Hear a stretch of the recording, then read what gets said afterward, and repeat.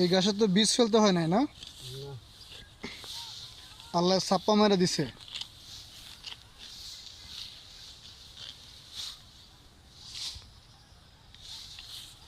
এই গাছ খেয়ে গরু দুধ দিলে গরুর দুধ হইবে একদম পিওর, 100% অথেন্টিক, খাঁটি না ভাই? তোমার ভাইরাল করে দেবো কিন্তু, পুরো বাংলাদেশের মানুষ তোমার চিনবো। চিনতো না? আচ্ছা দেখি।